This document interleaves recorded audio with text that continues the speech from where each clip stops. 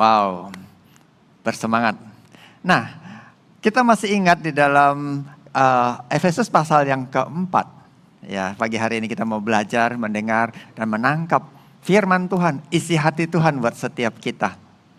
Ya, di tengah kesegaran tubuh kita, gelora di jiwa kita, dan roh yang selalu menyala-nyala ini, kita mau menangkap isi hati Tuhan. Efesus pasal 4, sebelumnya kita pernah membaca dan bersama-sama menangkapnya. Saya ulangi di dalam ayat yang ke-13. Dan bolehkah saya ajak kita membaca bersama hitungan ketiga. 2, 3.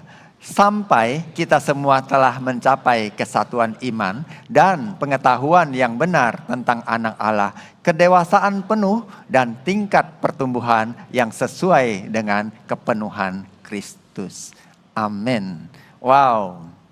Jadi maksud panggilan Tuhan, maksud kita ada bersama, maksud dari iman kita, maksud kenapa kita bangun lebih awal, maksud kita bersemangat, bergelora, maksud kenapa kita ikut pertemuan dan kemudian kita ada bersama-sama ambil porsi di dalam pekerjaan pelayanan Tuhan. Apa? Saudaraku dikatakan supaya apa? Ada kesatuan iman. Iman kita kepada Kristus itu tidak digoyahkan oleh iman tanda kutip yang dari dunia ini, oleh kepercayaan yang ada di dunia ini. Ada amin? Ada amin. Iman kita itu satu hanya kepada Kristus. Dunia ini akan bergoncang. Dunia ini menawarkan begitu banyak hal yang secara jiwa dan tubuh kita menarik. Mungkin sangat menarik. Tetapi iman kita kepada Kristus saja. Dan apa yang kedua? Pengetahuan yang benar. Nah, masih ingatkah waktu kita membahas kata pengetahuan yang benar tentang anak Allah di dalam bahasa asli dituliskan dalam bahasa Yunani di sini adalah epignosis. Nah, kata epignosis di dalam bahasa Inggris berarti precise dan correct knowledge.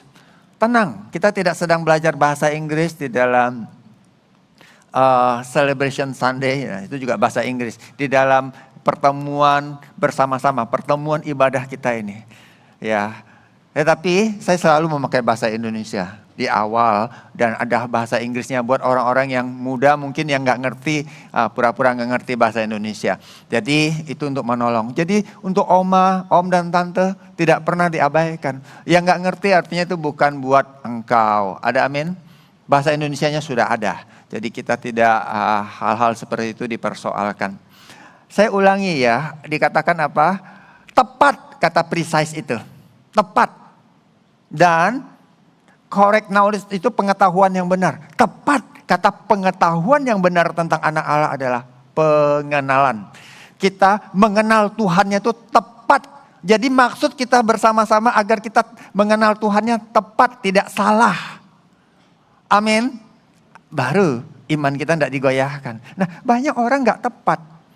Tepat mengurus rumah tangga, tepat mengatur pekerjaan, tepat menghitung saldo di rekening. Nggak salah, sampai komanya masih dicatat balance. Ya, buku accounting rumah tangga, balance. Nggak ada defisit dan bagus semuanya. Luar biasa. Tetapi apakah engkau tepat di dalam pengenalan? Tepat di dalam pengenalanmu akan Tuhan itu. Nah, banyak orang mengabaikan ini. Ini yang paling utama bagi anak-anak Tuhan. Karena kita adalah orang percaya. Saudara, ini menarik sekali. Ini berkaitan dengan gereja Tuhan. Kita ini gereja Tuhan. Ya, saudara yang mendengarkan, semua yang mendengarkan, engkau adalah gereja Tuhan. Jadi kita punya kasih karunia. Ini kemurahan. Tuhan mampukan kita untuk kita bisa apa? Imannya tuh teguh sampai akhir dan kita mengenal Tuhan itu tepat.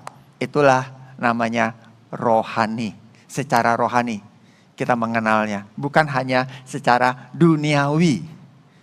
Amin. Berapa banyak yang kita mau mengenal Tuhan secara rohani? Nah, banyak orang mau melakukan pekerjaan rohani tetapi dengan cara duniawi. Banyak orang melayani rohani, tetapi caranya duniawi. Kita mau rohani, Karena kita ini Tuhannya roh, dan kita ini roh yang hidup di dalam kita ini. Kita percaya roh Tuhan hidup di dalam kita. Makanya itu yang menjadi paling utama. Ayat ke-14 berkata, sehingga kita bukan lagi anak-anak. Anak-anak kecil yang diombang-ambingkan oleh rupa-rupa angin pengajaran. Tidak banyak hal yang bisa menggoyahkan hidup kita. Kabar, berita, kejadian, tontonan. Kadang-kadang ada orang nonton bisa goyah. Habis nonton drama sedih. Ada orang habis nonton drama kesel. Suaminya pulang dia kesel banget. Suaminya enggak habis pikir kenapa ya. Ternyata di drama yang dia tonton itu suaminya jahat. Di drama. Dia kaitkanlah dengan suaminya. Nah, pokok dia pulang dia kesel. Sayang. Itu namanya tidak mengenal. Itu namanya diombang-ambingkan oleh tontonan. Ya, saudara tentu tidak demikian adanya. Amin. Tidaklah saudara itu begitu tulus hatinya. Saya percaya gereja Tuhan seperti saudara ini hatinya tulus. Ada bunga-bunga di hatinya. Amin. Tulus. Tulus dong. Tepuk orang sebelahnya. Kok saya tulus kok sama kamu, bilang amin. Sedari dulunya maunya tulus. Ya, kadang-kadang tertipu oleh permainan palsu. Ada tulisan oleh permainan palsu. Permainan aja udah gak bagus. Ya kan? Ini permainannya bohongan palsu. Di dalam bahasa Yunani, kubeia. Kubeia ini adalah apa itu? Kubos. Kalau kubos nggak ngerti, kubus. Gitu. Ini bukan salah ngomong, memang kubos. Jadi kubus bahasa Indonesia gitu. Kubus itu apa hubungannya? Nah, kalau susah juga ngerti kubus, kotak, buah dadu, semua juga ngerti lah kalau buah dadu. Ya kan? Buah dadu itu angka 1 sampai 6, bukan 8. 6 pada 8 ayo. Dadu. Udahlah, 6 percayalah. Ya kan? Atas bawah kiri kanan kemudian apa lagi? Depan belakang. Jadi 6 ya. Setuju? Nah, itu ada permainan palsu. Itu banyak dipakai dadu ini buat judi. Udah jangan dipikirin yang dulu, yang gambar burung, gambar macan, gambar ayam, ya kan? Itu masa lalu. Itu judi. Nah, maksudnya supaya kita bukan hanya tidak diombang-ambingkan, supaya hidup jemaat Tuhan, hidupmu loh saudaraku itu tidak apa? Enggak lagi dijudikan, ditaruhkan, dipertaruhkan tepatnya. Banyak orang loh saudara mempertaruhkan masa depannya. Dia gak suka judi. Mana mau dia main judi?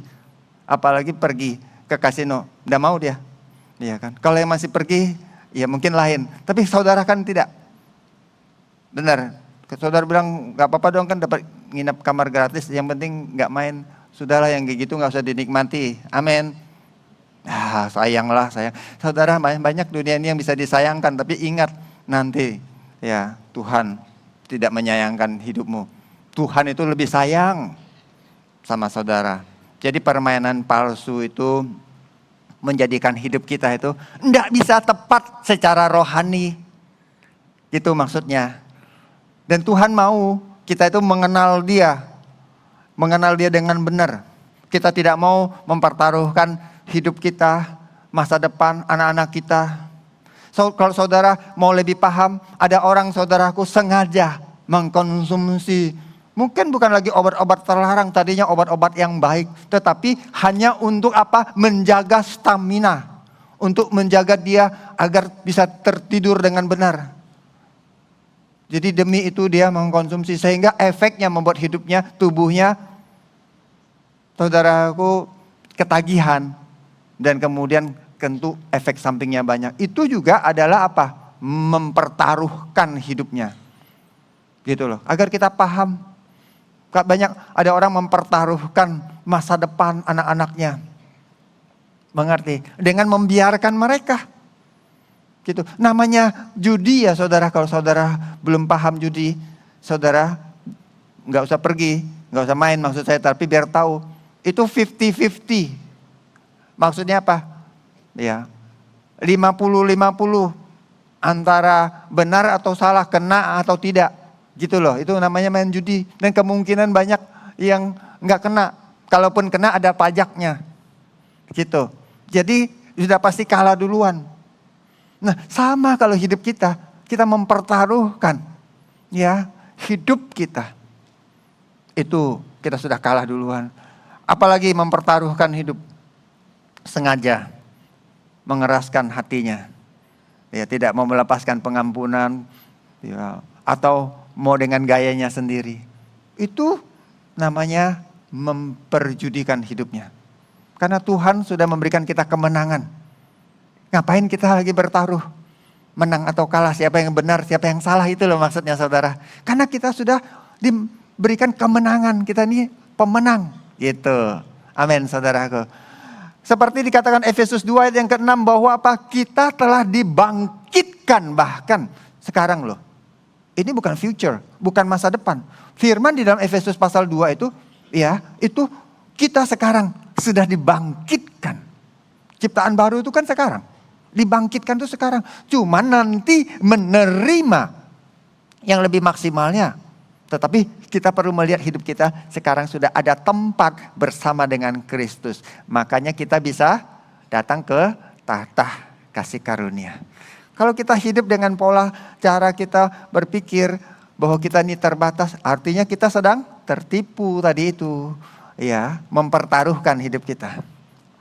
Saya pelan-pelan. Kalau orang tidak berjudi, tidak mau mempertaruhkan hidupnya, dia percaya kepada firman Tuhan yang diberitakan bahwa dia adalah orang yang sudah menang dan dibangkitkan bersama dengan Kristus. Itu luar biasa. Sehingga yang ada buat kita hari ini hanya satu, yaitu apa? Kita adalah pemenang lebih daripada pemenang. Tetapi bagaimana dengan semua kondisi, keadaan, masalah, persoalan yang mendatangi, kekacauan di pikiran, ketakutan, kegentaran dengan semua persoalan. Bahkan ada beberapa orang sedang menghadapi dealing-dealing yang sedang posisinya tidak baik. Bagaimana dong? Kita hanya perlu tahu, saudaraku, kita adalah orang yang sudah menang. Kita bukan orang yang kalah. Kita bukan merebut kemenangan, tetapi kita mempertahankan kemenangan. Saya contohkan. Kemenangan seperti panggung ini, saudaraku. Saudara sudah berdiri seperti saya di panggung ini, saudara ya. Tetapi ada orang mau menurunkan saudara. Kira-kira begitu. Saudara perlu bertahan. Inilah di dalam Tuhan, di dalam Kristus itu. Jadi kita bukan berjuang untuk naik ke panggung dan dijagain, saudara tidak bisa naik. Saudara sudah ada di atas kemenangan. Sudah dibangkitkan. Ada tempat bersama dengan Kristus. Itulah yang saya maksudkan. Kita hanya perlu apa? Teguh di dalam kemenangan. Amin. Stand victorious. Itu maksudnya tema dan khotbah judul hari ini. Di dalam multiplication of the ecclesia. Stand victorious. Ada amin. Teguh di dalam kemenangan. Bukan mencari kemenangan. Nanti kita berdoa ke depan kalau kita belajar saudaraku. Kita bukanlah orang yang berdoa sebagai orang yang belum tahu jawabannya. Justru kita berdoa, kita menyatakan kemenangan kita. Gitu loh saudaraku. Makanya saudara ya diajar, diteguhkan menjadi orang Kristen yang dewasa di dalam Tuhan. Saudara akan melihat perubahan kehidupan dan bagaimana saudara cara memandangmu menjadi berubah dan berbeda. Sehingga saudara berjalan teguh di dalam Tuhan. Saudara akan sangat berbeda. The finished work of Jesus. Jadi ini adalah bicara apa? Pekerjaan yang sudah Tuhan Yesus selesaikan di dalam kehidupan kita. Bukan belum. Dia sudah memberikan kita. Ini hanya contoh panggung kemenangan. Kita hidup di dalam kemenangan. Kita hidup di atas kemenangan. Kita hidup tetapi iblis mau mencuri, mengambil semua kemenangan dalam pernikahanmu. Dalam urusan ya pekerjaanmu. Di dalam usaha. Di dalam urusan dengan anak-anak. Amin saudaraku. Engkau adalah orang yang menang. Tuhan sudah berikan itu. I want to stand on the victory of Christ. Saya mau berdiri di atas kemenangan Kristus buat saya. Ada amin? Engkau mau demikian? Nah, ini kan baru prolog saudaraku. Tapi ini benar. Kita penting mendapatkan prakata ini saudaraku. Kuat sekali. Kita tahu apa yang kita mau dengar nantinya. Kita tidak goyah di dalam pengertian-pengertian yang lahiriah seperti kabar-kabar yang sebelumnya tentang Tamar dan sebagainya. Sebelum Tuhan Yesus, artinya di dalam perjanjian lama, kita kadang-kadang sukar melihat itu kalau membaca Alkitab. Yang kita lihat adalah apa? Hukum dan tuntutan. Ya. Hukum gagal, ya, tuntutan hukum gagal, kemudian kematian, penyesalan. Gitu. Itu yang dituliskan oleh hukum Taurat. Padahal mereka dibawa keluar untuk Tuhan jadikan apa? Bangsa kesayangan. Nah, di dalam Keluaran pasal 20, ayat ke-5, ayat ke-6 saya bacakan. Firman-Nya ini adalah salah satu poin penting perintah dari 10 hukum itu. Jangan sujud menyembah kepadanya atau beribadah kepadanya. Maksudnya semua patung-patung tuangan dan semua buatan manusia menyembah itu jangan. Sebab aku, Tuhan Allahmu adalah Allah yang cemburu. Dalam hal cemburu adalah karena bangsa itu, kalau kita menyembah yang lain selain Dia. Karena memang Dia yang menciptakan kita. Ada amin saudaraku. Yang dia berkata, membalaskan kesalahan bapa kepada anak-anaknya, kepada keturunan yang ketiga dan keempat dari orang-orang yang membenci aku. Maksudnya dia, kalau engkau menyembah berhala, kalau engkau hidup dengan penyembahan dan memberikan hidupmu di situ, Dia, Tuhan bisa membalaskan kepada keturunan sampai 3 turunan sampai 4 turunan. Seperti itu. Itu hukum. Hukumnya ada. Itu hukum. Ingat. Hari ini kita tidak hidup di dalam hukum. Tapi saya mau kita belajar sedikit mengetahui tentang hukum. Bukan untuk kita hidup di dalamnya, tapi untuk kita bisa melihat betapa luar biasanya kasih karunia Tuhan buat kita. Wow. Makanya ayat 6 dia berkata, tetapi aku menunjukkan kasih setia kepada beribu-ribu orang, yaitu mereka yang mengasihi aku dan yang berpegang pada perintah-perintahku. Saya berkata seperti ini. Ya. Bahkan pada saat hukum itu memerintah di dalam perjanjian lama. Hukum memerintah maksudnya gini. Hukum itu sudah dibuat begitu jelas, begitu tegas. Tetapi ya saudaraku, kalau saja orang-orang di zaman perjanjian lama, atau saat ini saat kita membaca perjanjian lama, kita dapat melihat, mereka dapat melihat bahwa di situ ada kasih karunia yang luar biasa. Ya. Hidup mereka, hidup kita, apalagi ya, hidup orang-orang itu pasti bisa tepat secara rohani, precise, ya, bisa spiritually precise, bisa tepat hidupnya secara rohani. Karena ayat yang ke-6 itu, aku menunjukkan kasih setia, gitu. Tetapi banyak orang tidak menangkap itu loh, ya, melihatnya hanya hukum dan tuntutan sehingga gagal dan gagal. Namun bukan berarti tidak ada orang yang dapat. Amin saudaraku. Makanya ada satu orang yang kita contohkan. Setelah hukum itu dibuat ya saudara ya. Setelah ada hukum itu dibuat. Namanya Daud. Saudara. Di dalam 1 Raja-Raja 11 ayat 36. Ini firman Tuhan. Janji Tuhan bahkan kepada dia. Kenapa kepada Daud? Dia hidup dalam perjanjian lama. Tetapi dia bisa melihat kasih karunia Tuhan itu jauh melampaui semua hukum. Dia tidak sempurna. Dia gagal tetapi dia bisa melihat kasih karunia itu luar biasa. Sampai Tuhan ngomong seperti ini dalam 1 Raja-Raja 11 ayat yang ke-36. Dan kepada anaknya akan kuberikan satu suku, supaya hambaku Daud selalu mempunyai keturunan di hadapanku di Yerusalem. Kota yang kupilih bagiku supaya namaku tinggal di sana. Saudaraku, Yerusalem ini bukan hanya sekarang ada. Nanti ada ya saudaraku di dalam kerajaan 1000 tahun Yerusalem tetap menjadi pusat pemerintahan. Amin saudara. Tapi saudara, bahkan sampai zaman di mana bumi yang sekarang ini, langit yang sekarang ini berlalu. Bumi ini saudaraku, saudaraku terbakar, ini kata firman Tuhan di dalam kitab Wahyu. Setelah zaman 1000 tahun itu saudaraku, tetap ada langit yang baru, ada bumi yang baru turun dari surga. Dan di situ ada kota namanya Yerusalem baru. Lihat, Daud selalu mempunyai keturunan di hadapanku. Itu janji Tuhan. Kenapa? Karena dia bukan hanya melihat kasih karunia.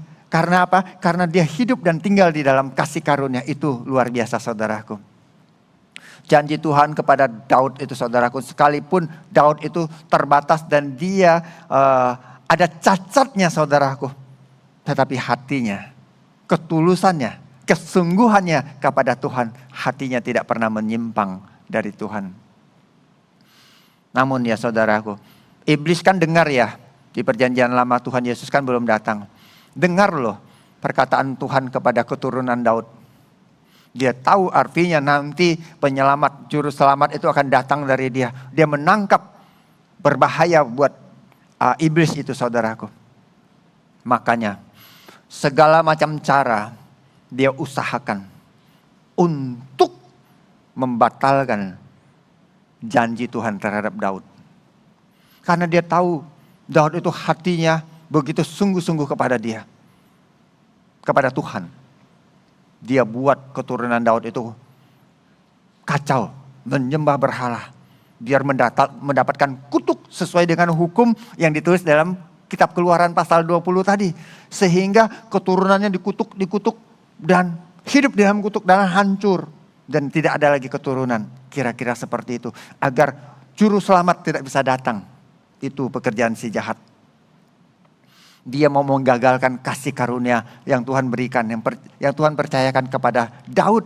Sehingga agar kita yang hari ini boleh menerima kasih karunia. Tidak boleh mendapatkannya. Itu rancangan jahat iblis. Melalui penyembahan berhala. Sehingga apa? Keturunan-keturunan itu bisa dibunuh dan dibinasakan. Ada kutuk, sakit, penyakit dan semua kematian itu menyebabkan tidak ada multiplikasi. Pun sampai di sini kita sebagai gereja Tuhan, kita mau menangkap. Kita mau hidup di dalam kasih karunia. Makanya kita tidak mau membawa tuntutan, hukuman, apalagi namanya penghakiman kepada orang lain. Sehingga kita membawa bukan hanya ibadahnya yang dimultiplikasikan, tetapi juga kehidupan orang-orangnya ditambah-tambahkan dan kehidupan Kristus ditambah-tambahkan, bermultiplikasi. Saya percaya itu saudaraku. Nah, saya ada pertanyaan dari sini. Ya, untuk kita mulai sedikit ya bersemangat lagi mendengarkan. Kenapa? Kalau kita membaca Alkitab di dalam kitab Lukas dan kitab Matius terutama dalam hal berkaitan dengan silsilah catatan tentang Tuhan Yesus, kok beda sekali? Nggak ada hubungannya. Benar ya? Saudara pernah membaca nggak? Pulang saudara baca ya. Saudara akan menemukan bahwa di dalam Injil Lukas yang dikaitkan dengan Injil Matius yang sudah kita baca sebelumnya saat kita belajar tentang Tamar, itu berbeda sekali. Nah contoh di dalam Lukas 3:23 ya saudaraku. Dikatakan demikian. Ketika Yesus memulai pekerjaannya, ia berumur kira-kira 30 tahun. Dan garis bawahi, menurut anggapan orang, ia adalah anak Yusuf, anak Eli. Udah jelas berbeda saudaraku. Kalau kita membaca Matius sebelumnya, ya Tuhan Yesus, ya dia pasti di situ digambarkan anak Yusuf, tetapi di atasnya bukan Eli, tapi Yakub. Dan kemudian karena ini panjang ya saudaraku, tapi saudara bingung, kok nggak sama ini urut-urutannya. Nah ini menarik. Sebentar kita akan lihat ada gambar diagram yang sudah dibuat saudaraku. Itu potongan, sebenarnya urutannya panjang. Nah, saudara lihat itu ya. Ada diagram saudara lihat. Ini menarik. Di dalam Matius pasal 1 ayat 1-17 saudaraku. Saudara melihat Daud itu. Ada anak namanya Salomo. Yang menjadi raja pemerintah. Di Israel. Itu saudara tahu dong anak Daud Salomo jadi raja. Dan keturunannya itu saudaraku. Yang mereka adalah sebagian besar semuanya itu di atas itu adalah raja gitu loh saudaraku. Dari Salomo itu. Raja Yehuda. Ya, karena Yehuda dianggap dalam hal itu dari Salomo. Kemudian ada perpecahan, itu kita tidak bahas.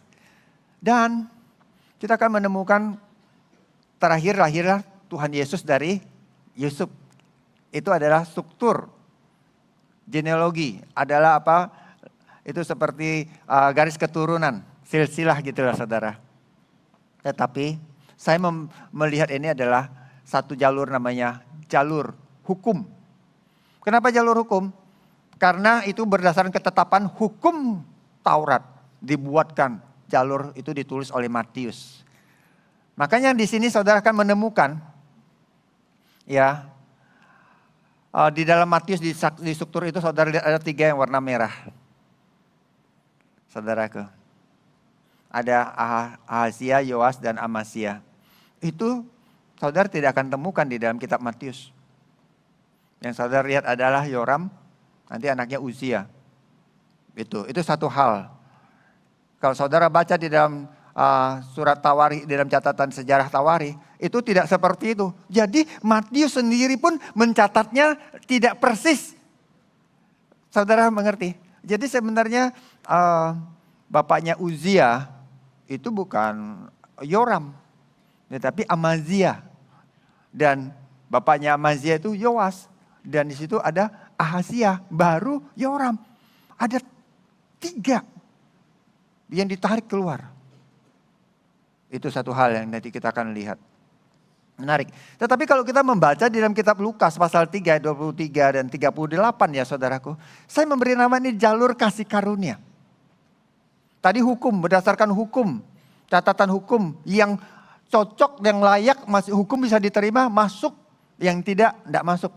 Saya kan tidak detailkan ini, saya cuma memberikan gambaran sepintas agar saudara juga paham. Nanti orang bilang kenapa silsilah Tuhan Yesus Lukas dan Injil Lukas dan Matius beda. Nah saudara tahu. Tetapi saudara jangan bahas lagi di CLC. Cukup. Udah dengar, saudara paham. Hal itu terlalu banyak ya di dalam covering. Itu enggak terlalu penting lah. Tapi saudara diperlengkapi. Nah kenapa? Kalau kita melihat Yusuf, dikatakan tadi ayat sebelumnya dia anak siapa? Menurut orang. Benar, menurut orang. Menurut orang, Yusuf itu bukan benar, itu yang nulis benar loh. Menurut anggapan orang, ia adalah anak ya Eli. Jadi Yesus itu anak Yusuf, anak Eli. Dia cukup fair. Dia tidak mau tulis membuat orang pusing. Tapi dia tahu bukan itu maksudnya. Karena itu bukan, orangnya jelas-jelas berbeda saudaraku. Tidak ada sama. Ada nama yang kembar, tapi bukan berarti orangnya sama loh. Nanti kalau saudara baca di situ ada nama yang sama. Tapi di dalam jalur ini saudaraku, saudara tidak akan temu nama-nama ini di perjanjian lama. Di dalam jalur yang Lukas 3 ayat 23. Tidak ada catatannya di dalam perjanjian lama. Loh ini tentang siapa? Sebenarnya kalau kita mau jujur, kita akan teliti lihat. Ini adalah tentang ya Maria. Makanya saya pernah menyampaikan bahwa Maria adalah keturunan dari Daud. Dia adalah keturunan dari Yehuda. Tetapi dari anak Daud bersama dengan Bathsheba. Yang ketiga, yang pertama mati. Yang kedua Salomo. Yang ketiga namanya Nathan. Itu garis keturunannya saudaraku. Dan inilah kasih karunia. Kenapa kok Tuhan Yesus dianggap keturunan? Itu kan Maria perempuan. Saudara lihat ya. Ada 4 perempuan sebelumnya. Saudara masih ingat. Ada Tamar.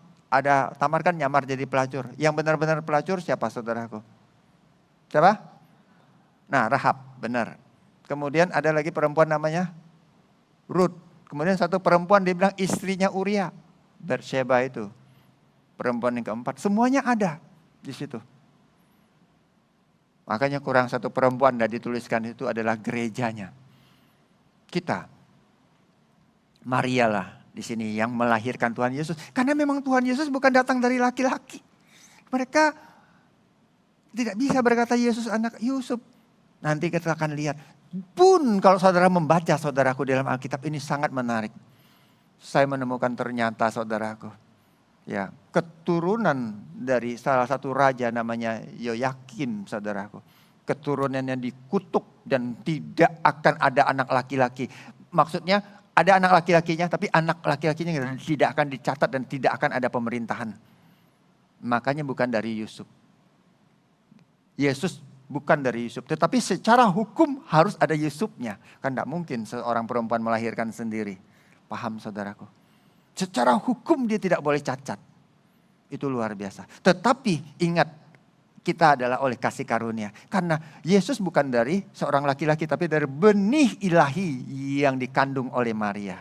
Bukan dari laki-laki. Makanya Maria lah. Tapi hukum tidak akan mengakui ini. Hanya kasih karunia. Karena tidak bisa dilakukan dan ini adalah pemberian Tuhan. Makanya kita bisa melihat hal itu. Tetapi yang menarik saudaraku, ada gambar seorang Ahab ya saudaraku. Dan kalau kita akan menemukan di situ ada Atalia. Dan di situ berkaitan dengan anaknya ternyata dengan Yoram. Ada 3 orang anak itu. Yang tidak dimasukkan adalah Ahazia, Yoas, dan Amazia. Kalau saudara lihat ada Atalia. Atalia itu perempuan. Ya, Atalia itu perempuan. Anak Ahab dia itu. So Ahab itu raja yang jahat. Dan istrinya Isabel. Isabel deh. Nah itu saudara, jahat banget. Ya, begitu luar biasa. Dan dia adalah ya musuh bebuyutan sama Elia gitu, biar seru dramanya. Tahu ya perang antara Elia sama Isabel membunuh 850 siapa itu? Apa namanya? Ya, imam-imam palsu, Baal dan Asyera itu saudaraku.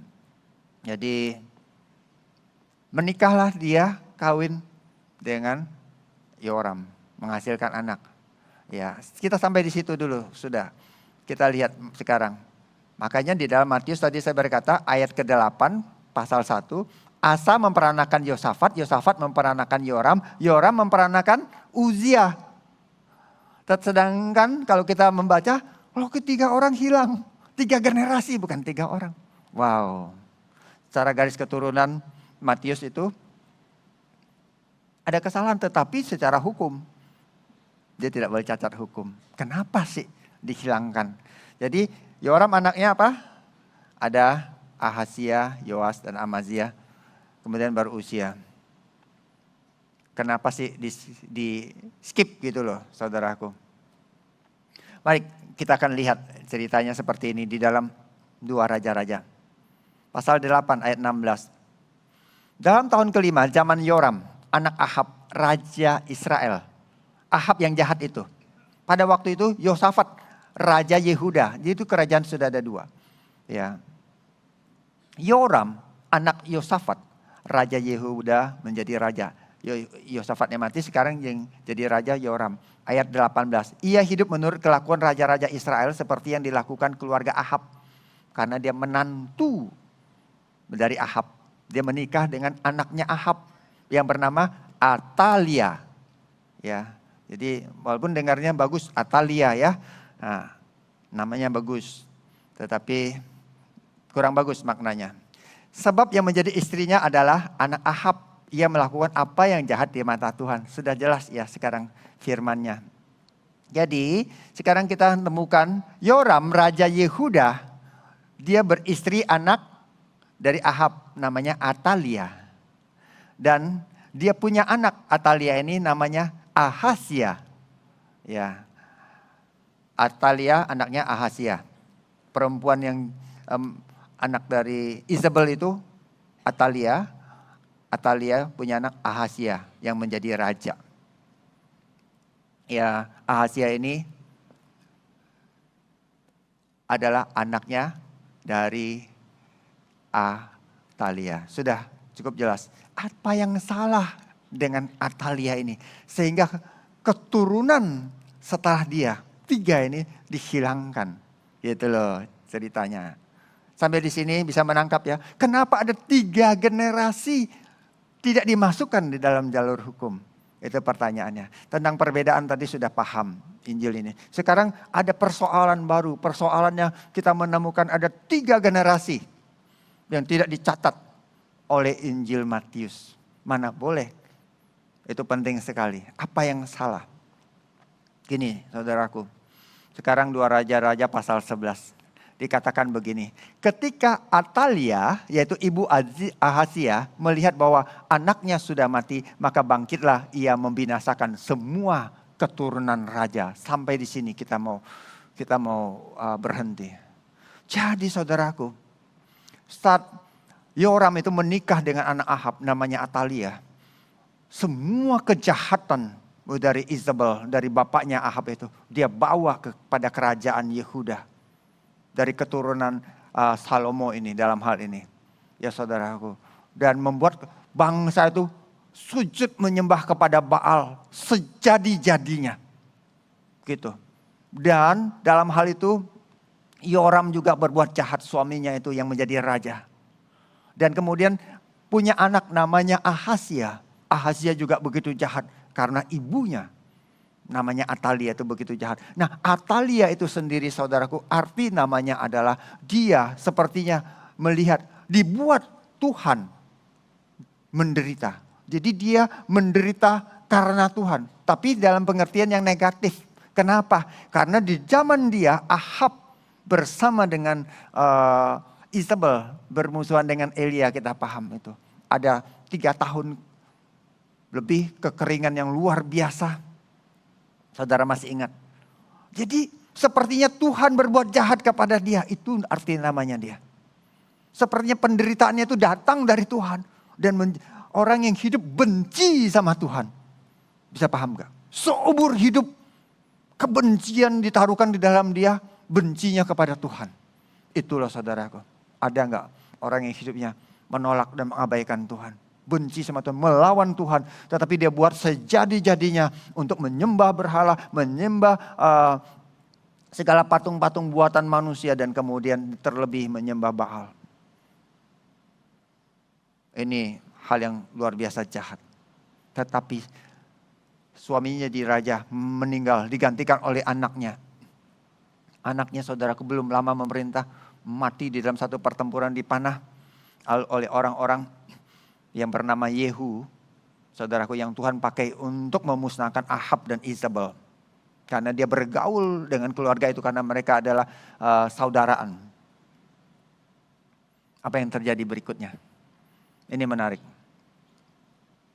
Ini kisah sangat menarik saudaraku. Di dalam Alkitab jarang orang mau menceritakan ini. Tetapi biarlah kita sebagai gereja Tuhan menangkap isi hati Tuhan. Kenapa ini ada saudaraku? Karena memang tadi di awal saya berkata iblis rancangannya jahat. Dia mau menghabiskan keturunan dari Daud. Begitu dia mendengar anaknya mati saudaraku. Dia bukan berkabung, dia bukannya ini saudaraku. Tetapi dia melancarkan satu strategi yang luar biasa. Hari itu bahkan sampai malam itu saudaraku, apa yang Atalia buat? Dia rencanakan pembunuhan besar-besaran terhadap semua anak raja, keturunan raja. Mulai dari bayi sampai yang besar. Semua yang ada dia bunuh. Yang bayi-bayi yang kecil semua dibunuh. Habis. Itulah rancangan jahat iblis. Karena Tuhan berkata apa? Keturunannya tidak akan ada habis-habisnya.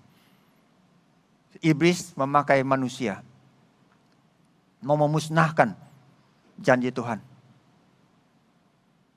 Dan dia memerintah saudaraku menjadi raja. 6 tahun. Atalia, tentu ya tidak ditulis.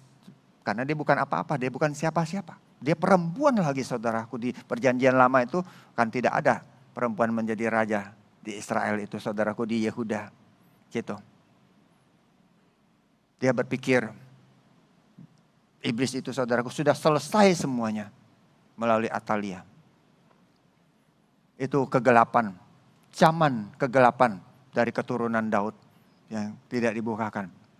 Di sini loh saudara, kadang kita tidak bisa melihat kasih setia Tuhan dan kebaikan Tuhan ya. Kita hidup di zaman kasih karunia yang berlimpah-limpah. Kadang sedikit persoalan dan sedikit masalah kita, saya melihat kadang orang mengeluh dan kemudian mau kecewa dan mau marah. Dan tidak mau lagi melepaskan kasih, ketulusan dan kemurnian. Justru kita harus bersyukur jauh. Segala persoalan dan masalah yang kita hadapi. Lihat terhadap janji Tuhan pada keturunan Daud. Gelap, habis, hancur. Apakah pertanyaannya Tuhan sudah gagal? Apakah pertanyaannya kasih karunia itu tidak ada lagi? Ini yang menjadi pertanyaan saudaraku. Siasat cara Atalia adalah apa? Menghabiskan keturunan Daud. Biar tidak lagi ada raja. Tapi itu rancangan iblis. Cara iblis memakai seorang bernama Atalia untuk menggagalkan kasih karunia Tuhan yang berlimpah-limpah itu. Di perjanjian lama ada. Tetapi dengan mereka sujud menyembah kepada dewa-dewa mereka semua. Bahkan sekarang saudara tahu kenapa anak-anak itu tidak ditulis sekarang. Karena mereka sujud menyembah kepada Baal, kepada dewa-dewa. Dikatakan Keluaran pasal 20. Aku membalaskan kepada keturunan ketiga dan keempat. Jadi 4 garis keturunan. Saudara paham sekarang kenapa secara hukum mereka tidak dimasukkan? Itu jawabannya saudara. Ya, karena cacat. Tuhan menaruhkan itu. Tidak bisa masuk. Tetapi apakah kasih karunia sudah selesai? Seperti itu saudaraku. Kadang-kadang kita mengalami masalah persoalan sepertinya Tuhan gak menolong.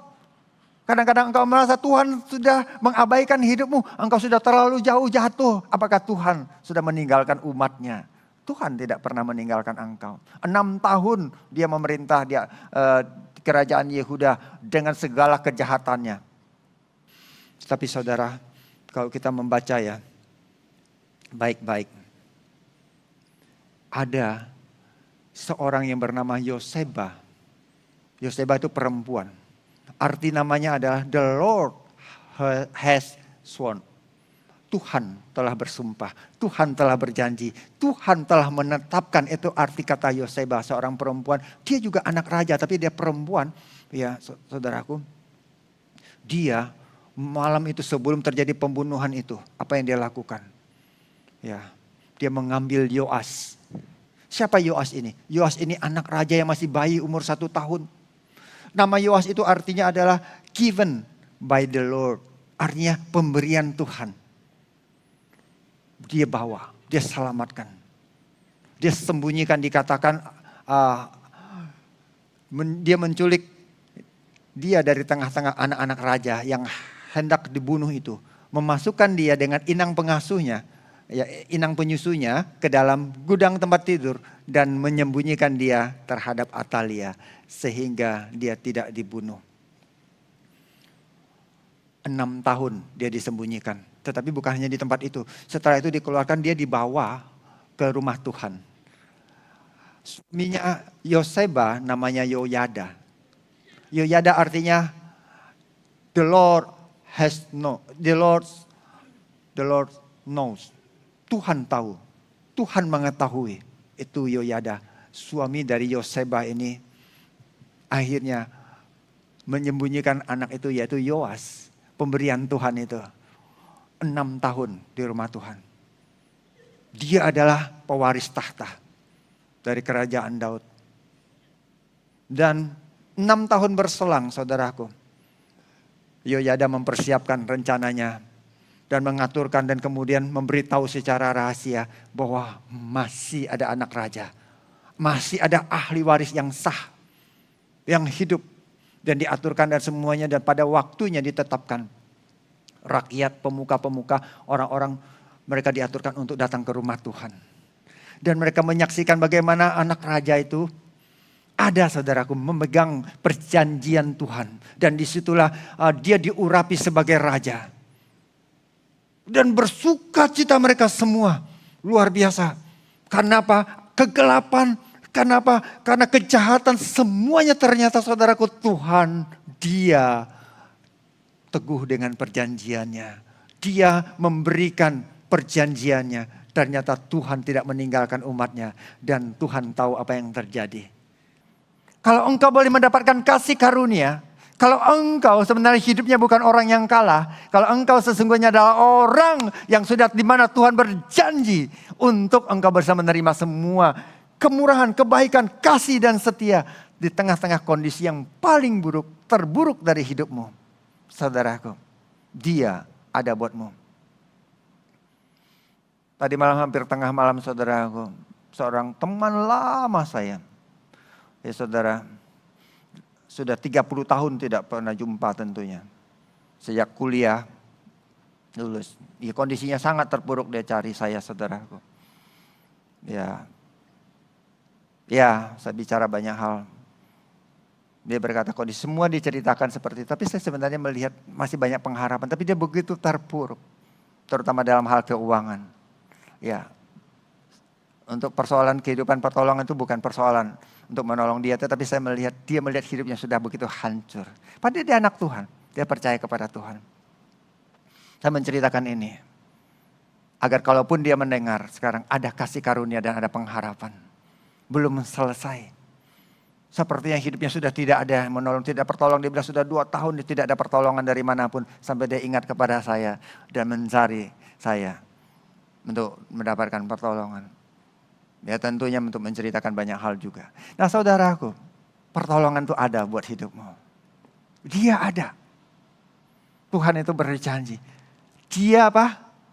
Memberikan. Given by the Lord. Dan Yoyada itu ya saudaraku tidak ada di dalam bahan kita. Artinya Tuhan tahu. Tuhan tahu apa yang terjadi. Dia Yoyada itulah yang membesarkan Yoas. Bayi kecil itu saudaraku di rumah Tuhan. Istrinya namanya tadi Yoseba. Tuhan telah bersumpah. Dan Tuhan tahu. Makanya dia memberikan anaknya. Saudara ini kisah menarik. Di mana seperti tidak lagi ada pengharapan, tidak ada keselamatan, tidak ada pertolongan bagi kita di dunia ini. Tapi Yesus bisa datang. Itulah pemberian dari Tuhan. Makanya kita bisa melihat bagaimana kasih karunia itu begitu luar biasa. Di tengah-tengah kegelapan yang paling gelap dalam kehidupan ini saudaraku. Makanya dia berkata demikian 2 Raja-Raja 8. Ayat 19, namun demikian Tuhan tidak mau memusnahkan Yehuda oleh karena Daud hambanya. Sesuai dengan yang dijanjikannya kepada Daud. Bahwa ia hendak memberikan keturunan kepadanya dan kepada anak-anaknya untuk selama-lamanya. Iblis boleh buat yang paling jahat dalam hidupmu, dalam pernikahan, dalam segala macam. Karena apa? Karena celah, karena dosa, karena kesalahan masa lalu. Tetapi bolehkah engkau siapapun yang mendengarkan sekarang, bolehkah engkau lihat ada kasih karunia? Tuhan, dia tahu. Tuhan, dia telah berjanji dan menetapkan. Tuhan mau memberikan. Dan Tuhan telah memberikan kasih karunia kepadamu. Siapapun engkau yang mendengarkan hari ini, engkau melihat adakah Tuhan memberikan kasih karunia kepadamu. Sekali lagi, ya. Kita adalah orang yang menang, stand victorious, berdiri teguh di dalam kemenangan yang luar biasa datang dari Tuhan. Kenapa saudaraku di dalam Mazmur berkata Mazmur 138 kalau saudara membaca ayat yang kedua di dalam versi bahasa Inggris sangat jelas dikatakan apa? For you have magnified your word. Karena engkau telah meninggikan, membesarkan, engkau telah mengagungkan firman-Mu above all your name. Bahkan mengatasi melebihi semua nama Tuhan. Firman Tuhan. Janji Tuhan tidak pernah gagal. Kalau engkau menangkap satu perkataan firman-Nya, teguhlah di situ. Kalau mendapatkan kasih karunia, ambil itu. Kalau engkau adalah pemenang, engkau tahu bahwa engkau pemenang. Sekarang engkau berdiri di situ. Kau bukan melihat, engkau bukan merasa, tetapi engkau percaya. For we not live, stay by feeling, but by apa saudaraku? Believing. Faith, engkau percaya. Ini penting. Apa keadaanmu? Kondisimu terbatas, situasimu terbatas. Ya saudara, engkau berdoa bukan melihat keterbatasan. Engkau merasa doamu dijawab bukan karena kondisi lebih baik. Tetapi engkau teguh berdasarkan perkataan Kristus kehidupan itu. Disitulah engkau teguh. Kondisi fisik boleh lemah. Tetapi firman tidak pernah lemah. Firman tidak pernah berubah. Berdasarkan firman kemenangan itulah engkau hidup. Ada amin saudaraku. Pegang janji Tuhan. Ambil firman-Nya.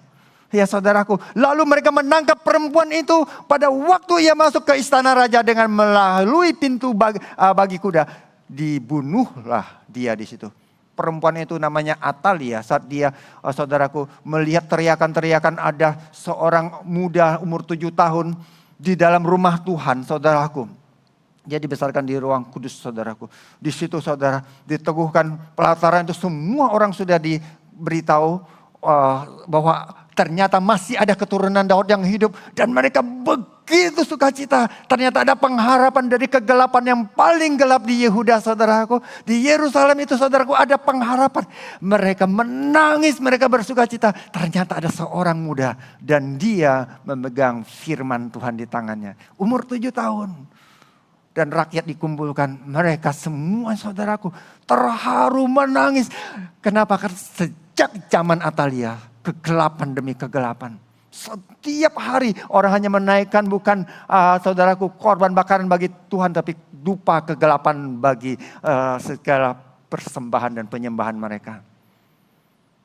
Saat Atalia mendengar suara itu, dia masuk, dia melihat situ. Di situ dia terkejut, ada seorang muda dan mereka sudah menobatkan dia menjadi raja. Tetapi karena di rumah Tuhan tidak boleh ada yang dibunuh, dia lari ke istana, makanya dibunuh dia. Selesai. Menerima konsekuensinya sudah pasti, tetapi kita bisa melihat apa yang sudah Tuhan berikan. Tuhan janjikan. Pemulihan demi pemulihan, saudaraku, terjadi di Yerusalem. Demikian juga bagi gereja Tuhan. Kalau hari ini engkau ada mendengarkan firman Tuhan, saudaraku, engkau bisa menangkap bagaimana Tuhan memperhatikan kehidupanmu, keluargamu. Memperhatikan engkau yang bertahun-tahun merasa sangat terkucilkan, mungkin perasaanmu, mungkin kondisi hidupmu, mungkin kondisi keuanganmu. Bukankah dia ada memperhatikan? Dia tahu dan dia sudah berjanji. Amin, saudaraku. Ini kasih karunia Tuhan buat setiap kita. Jadi saudaraku, secara hukum anak-anaknya Atalia itu tidak boleh masuk. Dan bahkan saudaraku, karena itu keturunan dari Ahab yang begitu jahat. Ya, makanya di situ kita tidak melihat catatannya. Tetapi oleh karena kasih karunia, segala tipu daya, segala masalah, segala yang paling jahat, kasih karunia mengangkat. Sehingga Tuhan Yesus bisa datang buat kita. Sekarang saudaraku, tipu daya model apa yang ada, yang engkau alami dalam hidupanmu, sehingga tidak mau mengejar kebenaran firman Tuhan, yang adalah janji, yang adalah ketepatan dan ketetapan dari Tuhan buat hidupmu. Sehingga engkau bisa melihat kasih karunia demi kasih karunia. Kasih karunia, kebaikan, penyertaan Tuhan. Bukan masalah dan persoalan. Bukan pemberontakan, bukan kemarahan, tetapi kasih sayang yang datang daripada Tuhan. Banyak orang mengabaikan waktunya, menyia-nyiakannya dengan menghabiskan hari-hari hanya melihat scroll ini dan scroll itu. Ya, berbagai model drama. Ya, saudara, saya tidak tahu drama model bahasa Indonesia yang paling mudah dipahami, bahasa yang tadinya mungkin bahasa lain, dari drakor sampai apalagi saudaraku. Sekarang katanya versi baru yang pendek-pendek, saudaraku. Saya heran, drama bahasa yang lain lagi. Ya, dari negara yang lain. Mungkin lebih canggih karena aplikasinya lebih banyak sekarang. Sudah masuk. Dan anak-anak Tuhan suka menghabiskan waktu untuk hal seperti itu. Bukan janji Tuhan, bukan firman dan kebenaran. Sehingga itulah cara si jahat untuk mengambil dan mencuri kebenaran, kasih karunia dari anak-anak Tuhan. Dengan apa yang dia masukkan. Tadi itu permainan palsu, tipu daya. Masih ingat di awal, terombang-ambing dengan semua masalah dan persoalan. Tetapi tidak mau dan tidak mengerti kasih karunia. Tertipu. How to stand victorious against the deception. Bagaimana kita bisa berdiri teguh, tetap mengatasi semua tipu daya. Semua apa yang iblis mau lakukan terhadap kita. Nah, ini yang menarik. Ya, sebelum kita selesaikan, kita mau terima ini. dan membawanya pulang. Tadi kita sudah mendengar kisah kondisi di perjanjian lama pun Tuhan bekerja. Dia tetap memperhatikan. Apalagi zaman di mana kita hidup. Tentunya kasih karunia berlimpah-limpah buat kita. Makanya saudaraku, akhirnya hendaklah kamu, engkau yang mendengarkan, kuat di dalam Tuhan, di dalam kekuatan kuasanya. Kenakanlah seluruh perlengkapan senjata Allah, supaya kamu dapat bertahan melawan apa saudaraku? Tipu muslihat iblis. Sama. Perjanjian lama, perjanjian baru. Ya apanya yang sama? Tipu muslihatnya. Kasih karunianya bahkan jauh lebih jelas, jauh lebih nyata ya saudaraku. Dan jauh sepertinya berlimpah-limpah. Dan kita bisa datang ke tahta kasih karunia. Stand victorious. Teguh di dalam kemenangan. Itu prinsip kita. Kita bukan orang yang kalah berusaha menang. Tapi kita adalah orang yang menang. Gereja Tuhan adalah, engkau adalah orang yang menang. Amin saudara. Engkau orang yang menang. Engkau bukan orang yang kalah. Engkau adalah orang yang sembuh. Bukan orang yang sakit. Engkau adalah orang yang utuh. Bukan orang yang saudaraku hidupnya itu terpecah-pecah. Ya, hancur perasaannya. Tidak. Engkau perlu bertahan melawan tipu muslihat. Kata bertahan ini adalah stand victorious. Berdiri teguh. Amin. Ya. Dikatakan ayat ke-12. Karena perjuangan kita bukan melawan darah dan daging. Tetapi melawan apa? Pemerintah-pemerintah, melawan penguasa-penguasa, melawan penghulu-penghulu dunia yang gelap ini, dan melawan roh-roh jahat di udara. Saudara, di sini banyak orang anak Tuhan takut. Jangan kata penghulu-penghulu dunia yang gelap, roh-roh jahat, takut. Orang takut sama tuyul. Orang takut saudaraku malam-malam ke toilet dibilang itu ada sundal bolong. Kalau saya dengarnya yang pernah bolong itu sandal saudaraku. Kalau waktu kecil itu kalau pakai sandal sampai bolong, sandal jepitnya. Ya karena udah tipis. Tapi saudara, anak-anak Tuhan hidup dalam ketakutan. Itu bukan maksud Tuhan. Kita hidup di dalam kemenangan. Apa yang kita harus takuti? Nah, karena ada firman-Nya ini, perjuangan melawan ini luar biasa. Memang bukan melawan darah dan daging, bukan melawan manusia, tapi penguasa-penguasa. Ingat ayat 11 berkata tipu muslihatnya.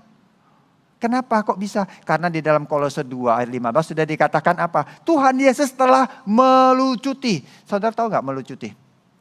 Kalau orang dilucuti saudaraku, kalau dia bawa senjata, bawa granat, bawa segala macam, itu semua harus dilepaskan. Terus pisau, saudaraku jangan kata pedang yang kelihatan pisau lipat. Apa aja saudaraku, paku, mungkin tinggal kawat saudaraku yang paling kecil disembunyikan. Di mana diumpetin untuk nanti buka. Harus dilucuti semuanya. Jadi kalau diborgor dia gak bisa apa-apa lagi. Itu dilucuti saudaraku. Siapa yang dilucuti? Nah yang dilucuti adalah pemerintah-pemerintah yang tadi itu. Dan penguasa-penguasanya. Pemimpin-pemimpin topnya. Semua dilucuti. Oleh siapa? Tuhan Yesus. Kolose 2 ayat 15. Saudara catat itu dan simpan. Baca nanti di rumah. Tuhan Yesus ia telah melucuti pemerintah-pemerintah, penguasa-penguasa. Dan menjadikan mereka tontonan umum. Malaikat-malaikat melihat itu semua. Ternyata yang tadinya begitu luar biasa membuat kejahatan, luar biasa membuat anak-anak manusia begitu jahat. Dilucuti sama Tuhan Yesus. Otoritas kuasanya dilucuti. Tidak ada lagi saudaraku. Kalau dia pakaian saudaraku, kalau dia punya pakaian otoritas semuanya ditelanjangi. Gitu loh saudara. Kalau saya tambahkan seperti di perjanjian lama. Kalau dia ada jempolnya saudara buat pegang pedang. Pegang senjata jempolnya dipotong. Gitu. Jadi udah gak bisa megang saudaraku. Kenapa raja-raja kalau ditangkap dipotong jempolnya. Kalau dia musuh perang saudara. Biar dia gak bisa angkat pedang lagi. Itu posisi dari pemerintah-pemerintah dan penguasa-penguasa. Pahamkah saudara? Dalam kemenangannya atas mereka. Tuhan menang. Dia tidak mati. Dia mati turun ke dunia orang mati. Tapi dia hidup. Dan kemudian dia mengambil semua otoritas itu. Dan tidak menyia-nyiakan itu semua. Melucuti semua pemerintah-pemerintah kegelapan. Itu orang percaya. Itu saudara dan saya punya Tuhan yang demikian. Dan saudara percaya kepada Dia. Posisi kita sekarang adalah bukan orang yang tertawan, tapi orang yang menang. Itu ya. Makanya doa kita pun berbeda. Banyak kita doa karena nggak paham. Doa takut. Ya, takut, doa minta tolong. Tuhan berkata engkau sudah ada otoritas dan kuasa. Makanya Paulus berdoa di dalam 2 Korintus 10, saudaraku, dia meruntuhkan. Nah, Paulus kan manusia biasa, saudara dan saya sama. Bisa meruntuhkan. Meruntuhkan apa? Semua yang dibangun iblis dalam tipu dayanya. Dalam pikiran. Yang paling banyak dalam pikiran. Ya, orang-orang muda banyak pikiran yang gak benar, mesti diruntuhkan. Orang-orang yang sudah usianya tinggi, ya saudaraku. Orang-orang yang senior, usianya saudaraku, banyak tipu daya, itu mesti diruntuhkan. Pikiran tentang orang lain yang gak benar, itu diruntuhkan, itu bukan pikiran Tuhan. Tuhan gak begitu pikirannya. Itu dari si jahat, ketakutan, kemarahan, kebencian, itu bukan dari Tuhan, itu dari si jahat. Ya saudaraku. Kadang-kadang ada juga pengertian yang lain, kita berpikir kita harus melawan iblis, kita mau tangkap dia. Iblis gak bisa ditangkap, saudaraku, itu makhluk roh. Dan kita bukan untuk menangkap dia. Mau tangkap, bakar dia. Bakar gak bisa, saudaraku. Ya, membakar pakai korek mana bisa. Ya, dia ngorekin saudara nanti. Maksudnya ngorek-ngorek ya hidupmu itu loh. Banyak masalah dan persoalan. Dosa lu dulu tuh, nah diingat-ingatin, dikorek-koreknya dosa kamu itu. Di tempat-tempat gelap, saudaraku. Tipu sana, tipu sini, dikorek-koreknya. Saudara gak bisa. Jadi perlawanan kita apa? Bukan untuk bergumul kayak orang, tahu wrestling gak saudaraku? Orang yang saling menjatuhkan satu sama lain gitu loh. Ya kayak orang gulat gitu. Jadi jatuhkan dia ke tanah, buok gitu. Gak bisa, dia bukan bisa digituin. Nah kadang banyak anak Tuhan mau melawan iblisnya begitu juga salah. Tetapi apa? Yang kita nyatakan apa? Kemenangan. Yang kita nyatakan kemenangan dari Tuhan. Kemenangan dari Kristus. Kalau engkau dalam kondisi terpuruk, kondisi sukar, kondisi berat, dan kondisi sakit, kondisi saudaraku tidak merasa baik lagi. Engkau hanya perlu mengambil dan menyatakan kemenangan Kristus. Doa itu saudaraku yang paling penting adalah menyatakan kemenangan Kristus. Doa itu adalah menyatakan apa yang menjadi firman Tuhan buat tubuhmu. Bukan lagi kita hanya minta di situ. Dan saudaraku menolak untuk menyerah kepada semua kebohongan tipu daya tadi itu. Yang tadi saudaraku menolak kebenaran ini. Semua tipu daya yang menolak kebenaran. Engkau perlu menolaknya. Tipu daya yang mengatakan bahwa kebenaran ini enggak benar ini begini.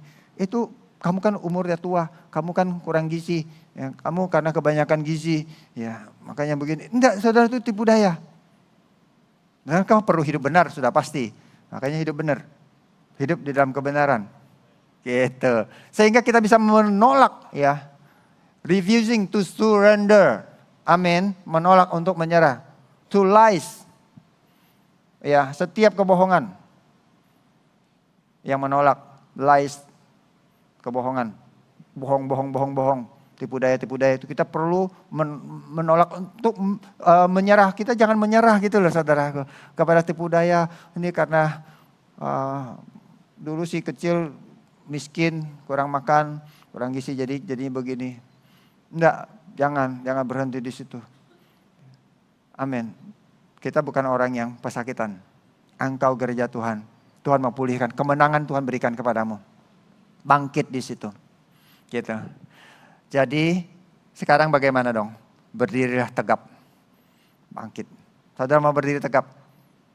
Pakai ikat pinggang kebenaran. Saat kita menolak semua tipu daya, kita perlu memakai ikat pinggang. Nah, ikat pinggang ini bukan divisualisasikan, bukan pakai ikat pinggang. Bukan saudaraku. Ini adalah makna. Ikat pinggang itu saudaraku, orang memakai ikat pinggang di zaman itu memang agar pakaian gak jatuh, sudah pasti celana gak melorot. Tapi bukan hanya itu. Ikat pinggang itu saudaraku biar dia berjalan saudaraku tegap, semuanya rapi. Tetapi paling penting di situ di ikat pinggang itu ada apa?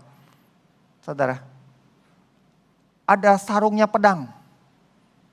Saya pernah punya ikat pinggang waktu kerja jadi chef saudaraku. 5 tahun. Ikat pinggang isinya sarung pisau, bukan pedang. gitu saudaraku, ditaruh di sini. Ya biar motongnya cepet. Ya memang semua orang nyarung. Itu ikat pinggang saudara. Kalau nggak ada itu kan susah, kita bawa pisaunya gimana ini. Selip di mana saudara? Salah selip susah ini. Seliplah di sarungnya. Jadi pedang itu saudaraku. Makanya kalau kita nggak pakai ikat pinggang apa? Ikat pinggang kebenaran. Nah ini yang paling penting. Saudara, ada nggak kebenaran? Apa itu kebenaran di sini? Tahu ya saudara? Makanya penting kalau kita tahu sedikit aja. Kata kebenaran itu adalah aletheia. Artinya apa? Artinya saudaraku, aletheia itu kebenaran yang memerdekakan. Bukan hanya kebenaran biasa. Karena Tuhan berkata gini, aletheia akan memerdekakan kamu. Apabila aletheia kamu tinggal dalam firman, aletheia, kebenaran itu akan memerdekakan. Disuruh pakai ikat pinggangnya yang buat apa? Ikat pinggangnya yang isinya adalah kebenaran yang memerdekakan, diikatkan di pinggang kita.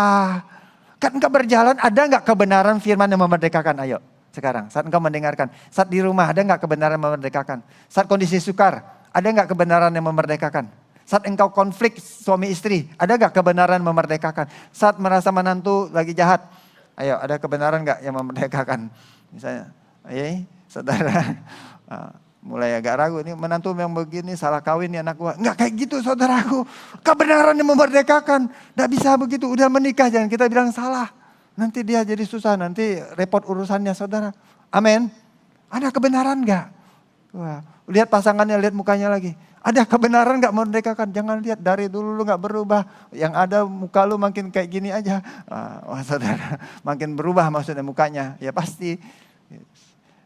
Bukan itu yang dikenakan. Kebenarannya mengubahkan enggak? Ada kebenaran enggak yang memerdekakan engkau? Kau lihat mukanya lagi, dulu kamu suka, sekarang kamu lihat suka. Kenapa? Karena ada kebenaran mengatakan bahwa kebenaran berkata, aku mengasihi dia. Tuhan bilang aku mengasihi dia, lu mau apa yuk sekarang? Kan sekarang dia pasanganmu. Tuhan bilang aku mengasihi dia. Kepada orang yang kau nikahi, engkau kan enggak suka sama dia misalnya ya saudaraku. Tuhan bilang aku sayang sama dia. Nah sekarang saudara mau gimana? Jadi karena perkataan itu kebenaran memerdekakan. Kalau Tuhan aja sayang sama dia, masa saudara nggak mau sayang sama dia? Saudara nggak mungkin melawan Tuhan. Jadi kita bisa dapat hal seperti itu saudara. Amin. Saudara lihat ini rambut bukannya tambah banyak tapi tambah sedikit. Nggak apa-apa. Asal ada kebenaran yang memerdekakan saudaraku. Ya kan? Saudara bilang manusia tidak hidup dengan rambut saja. Boleh. Ya kan? Itu pun kebenaran yang memerdekakan. Amin. Nggak masalah. Jadi nggak mesti juga tumbuh banyak. Ya saudara, boleh rambut penuh, ya silakan ada kebenarannya. Amin, gitu. Jadi mana aja lah, yang penting saudara merdeka hidupnya. Berbaju zirah, keadilan. Nih baju, saudaraku baju. Tapi apa isinya? Keadilan. Kata keadilan ini di kayu sune. Di kayu sune itu artinya kebenaran. Tapi kebenaran, ini kebenaran. Makanya kan bahasa Indonesia susah. Makanya terjemahkan keadilan. Oh, tapi di kayu sune adalah kebenaran yang datang dari Tuhan. Dibenarkan. Ini loh saudara, hatinya nih. Ini baju zirah itu kan di sini saudaraku. Tadi kan kita ikat semua kebenaran memerdekakan. Kita bawa kemana-mana. Ini saudara ya, hati kita itu saudaraku. Hati kita itu tahu bahwa saya ini adalah orang yang dibenarkan. Kalau saya ini dibenarkan, isi hatinya adalah orang yang dibenarkan. Engkau bukan orang yang benar-benar sendirian atau membenarkan diri. Engkau bisa hidup benar. Atau kalau engkau adalah orang yang berjalan di dalam sebagai kebenaran. Saat iblis mau menjatuhkan engkau tahu hatimu. Engkau teguh bahwa engkau adalah orang yang sudah dibenarkan. Engkau tidak akan runtuh. Baju zirah. Kemudian apa? Kasut, sepatu, sandal. Rela memberitakan Injil. Maksudnya apa? Selalu ada damai sejahtera. Injil damai sejahtera. Jangan lupa. Ya, damai sejahtera. Kemana-mana kita pergi, kita bawa damai. Jangan kita pergi mana bawa ribut. Ya, pokok gue datang, gue mau gue mau labrak dia. Nah saudara itu bawa ribut. Anak Tuhan tidak labrak orang. Bawa damai kemanapun. Saudara besok kerja bawa apa? Jangan bawa beban. Bawa damai. Amin. Ya. Kalau dia bawahan sapa dia, bawa damai, ada damai sejahtera buatmu. Katakan, ya anakku ada damai sejahtera gitu dong saudara. Kalau saudara lihat bos, siap pagi bos, damai sejahtera bagimu. Bosnya juga adem saudaraku, padahal dia datang udah mau potong gajimu loh.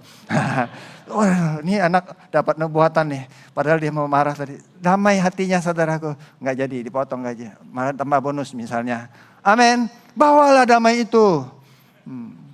Amin. Kalau ini bos bawanya begini, saudara pikir saudara juga pasang badan sebentar, saudara akan angus di depan dia.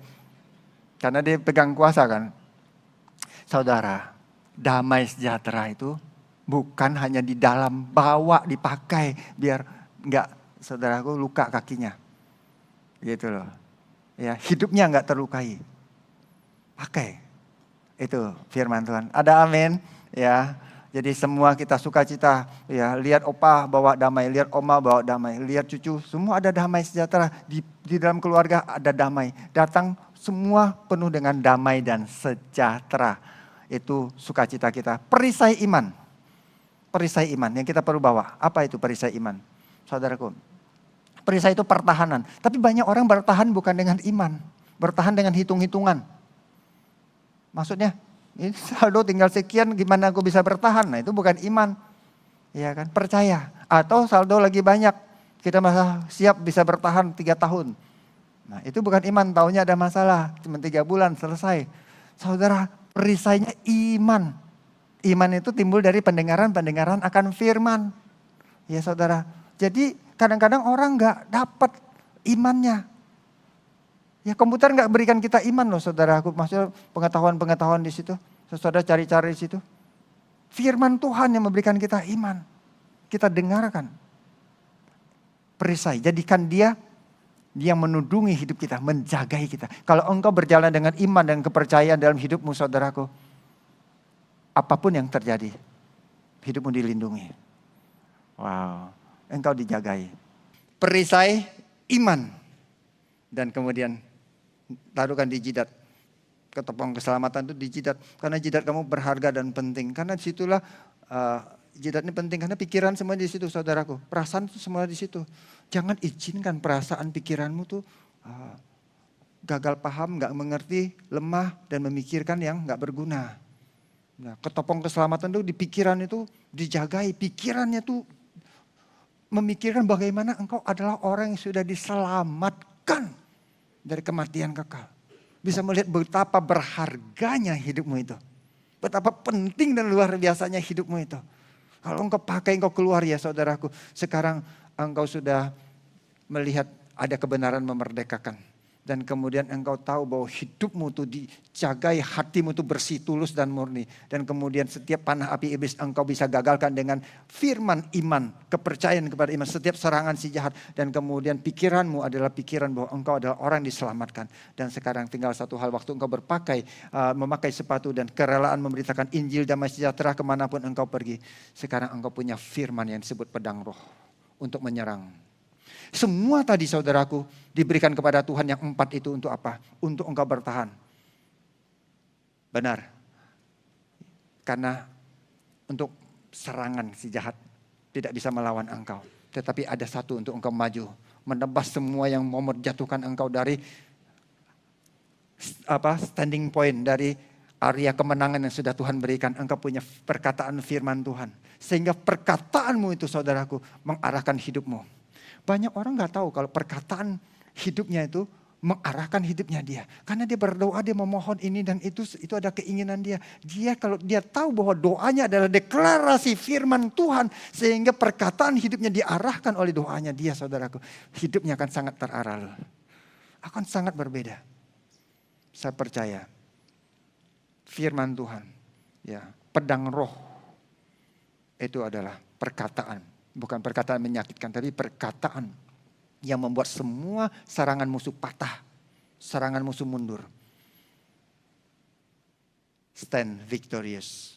Kita ini adalah orang yang perlu teguh di dalam kemenangan yang sudah Tuhan berikan kepada kita. Dan ingat, saat engkau diberikan semua perlengkapan senjata ini, tidak ada satupun dari selengkap senjata yang Tuhan berikan ini ditaruhkan di punggungmu.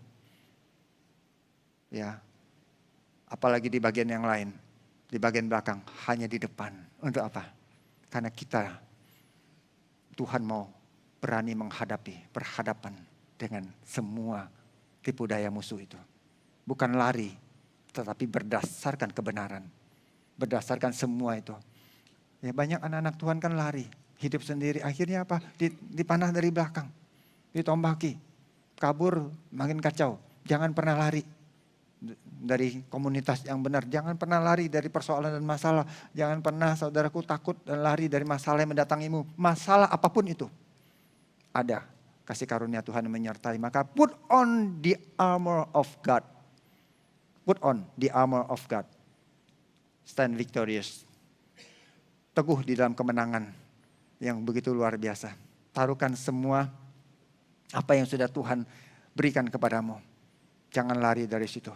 Di masa yang paling gelap kerajaan Yehuda, janji Tuhan kepada Daud sepertinya sudah sirna dan tidak ada pengharapan.